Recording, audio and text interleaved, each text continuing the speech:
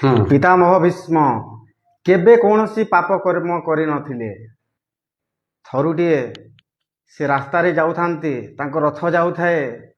ସେହି ସମୟରେ ହଠାତ୍ ଗୋଟେ ସାପ ଆସିଗଲା ତାଙ୍କ ସାମ୍ନାକୁ। ପିତାମହ ଭୀଷ୍ମ ଶର ସାହାଯ୍ୟରେ ତାଙ୍କୁ ମାରିଦେଲେ।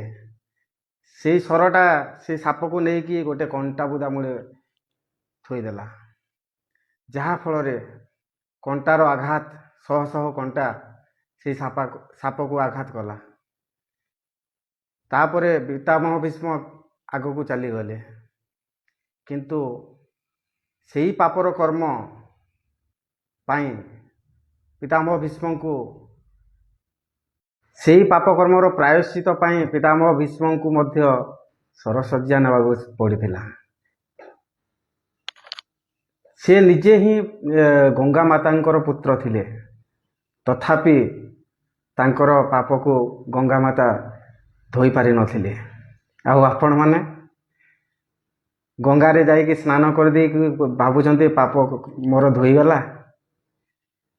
ଏବେଠୁ ସୁଧୁରି ଯାଆନ୍ତୁ। ଜୀବନରେ ଭଗବାନ ମଧ୍ୟ ପାପ କଲେ ତାଙ୍କୁ ସେଇ କର୍ମର ଫଳ ମିଳିଥାଏ। ଆଉ ଆପଣମାନେ କେମିତି ଭାବୁଛନ୍ତି ଯେ ମୁଁ ମୋର ପାପ କର୍ମକୁ ମୁଁ ଗଙ୍ଗାରେ ସ୍ନାନ କରିଦେଇକି ଧୋଇଦେବି? ଏହା କେବେ ବି ସମ୍ଭବ ନୁହେଁ। ତେଣୁ ସୁଧୁରି ଯାଆନ୍ତୁ। ଜୟ ଜଗନ୍ନାଥ। ଜୟ ଜଗନ୍ନାଥ। ସୁଧୁରି ଯାଆନ୍ତୁ। ଯଦି ଆମ ଭିଡ଼ିଓ ଭଲ ଲାଗିଛି, ଲାଇକ୍, ସେୟାର, ସବସ୍କ୍ରାଇବ୍ କରନ୍ତୁ।